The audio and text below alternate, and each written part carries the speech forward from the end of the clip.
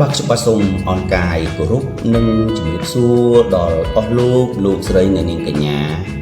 ពុកម៉ែបងប្អូនកូនក្មួយទាំងអស់គ្នាផងដែរបាទឆ្លៀតពេលទំនេរពីការងារខ្ញុំបាទក៏បានលើកយកនៅអត្ថបទមួយដើម្បីធ្វើការបកស្រាយដែលមានចំណងជើងថាត្រូវតែចេះស្គាល់ឱកាសដែលមានអត្ថន័យនិងខ្លឹមសារដូចតទៅពាក្យថាឱកាសគឺជាអ្វីឱកាសពិតជាមិនមានពណ៌សម្បុរក្លិនរូបរាងនោះទេដូច្នេះអ្នកខ្លះគាត់កំពុងតែឈរនៅលើឱកាសអ្នកខ្លះកំពុងតែចាប់ឱកាសដោយមិនដឹងខ្លួនប៉ុន្តែនៅពេលដែលពួកគេប្រឡែងឬដើរចោលឱកាសនោះទើបគេដឹងថាជាការស្ដាយក្រោយណាស់ព្រោះឱកាសល្អសម្រាប់ជីវិតរបស់ពួកគេប៉ុន្តែបែរជាគេទាត់ចោលទៅវិញនៅពេលណាដែលយើងមានអារម្មណ៍ថាសោកស្ដាយក្រោយនោះហើយទើបយើងដឹងថានេះគឺជាឱកាសខ្លះកើតឡើងចំពោះយើងដែលយើងតែងតែគិតថាវាជាការរំខានទៅវិញ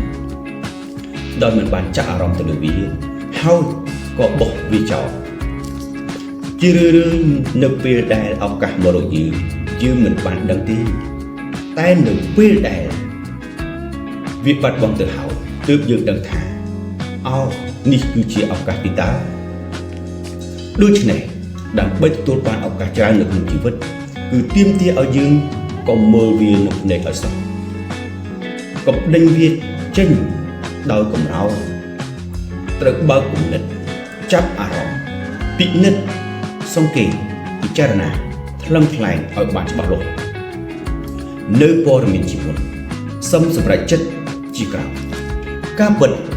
មនុស្សភាគច្រើនតែងតែនិយាយថាគ្មានឱកាសសោះតែតាមពិតឱកាសវាមានគ្រប់ពេលគ្រាន់តែឱកាសនោះជាឱកាសដែលធំ